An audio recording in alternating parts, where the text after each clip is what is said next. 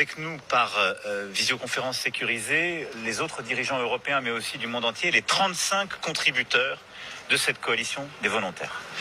Et nous viendrons consacrer au niveau des chefs d'État et de gouvernement le travail qui est conduit depuis le sommet de Washington de la mi-août par l'ensemble de nos chefs militaires.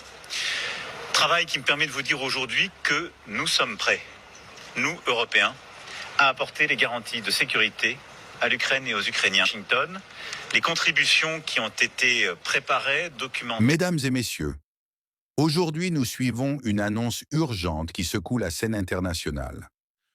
Le président français, Emmanuel Macron, affirme que la France, avec plusieurs nations européennes, est prête à envoyer des soldats en Ukraine. Cette déclaration n'est pas un simple discours politique. Elle est le résultat de réunions confidentielles, de discussions intenses entre ministres de la Défense et d'un travail approfondi conduit par les chefs militaires. Macron l'a dit clairement, nous sommes prêts à apporter des garanties de sécurité concrètes aux Ukrainiens. Mais arrêtons-nous un instant. Nan, qu'est-ce que cela signifie réellement? Envoyer des troupes européennes sur le terrain, ce n'est pas une décision anodine. Jusqu'à présent, l'aide occidentale se limitait aux armes, aux munitions, à la formation et au renseignement. Aujourd'hui, l'idée d'un déploiement militaire direct change radicalement la nature du conflit.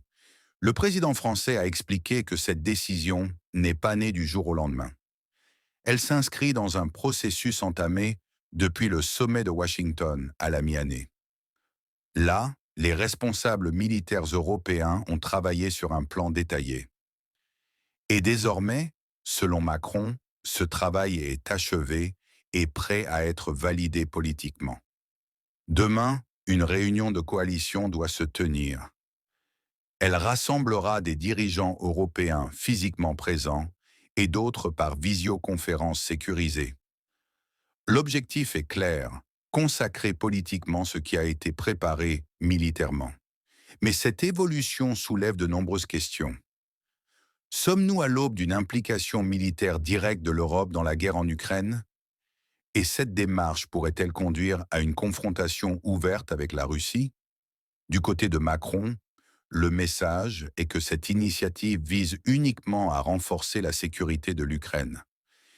Mais du côté de Moscou, cette décision sera perçue comme une provocation majeure. Certains analystes estiment que la France cherche ainsi à prendre le leadership européen, surtout dans un contexte où les États-Unis se montrent hésitants à l'approche d'échéances électorales. D'autres pensent que Macron veut repositionner la France comme une puissance militaire et politique incontournable, capable de peser sur le cours des événements mondiaux. Reste une grande inconnue. S'agit-il réellement de l'envoi de troupes combattantes? Ou bien d'une présence plus symbolique, sous forme de conseillers, d'experts ou de forces spéciales limitées?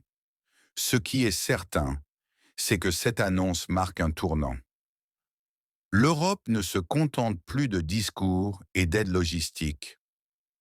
Elle envisage désormais une présence militaire concrète sur le sol ukrainien. Nous arrivons à la fin de cette analyse. Les prochaines heures seront décisives et la réunion prévue demain pourrait bien clarifier la situation. Restez à l'écoute et n'oubliez pas de vous abonner pour ne rien manquer des évolutions internationales.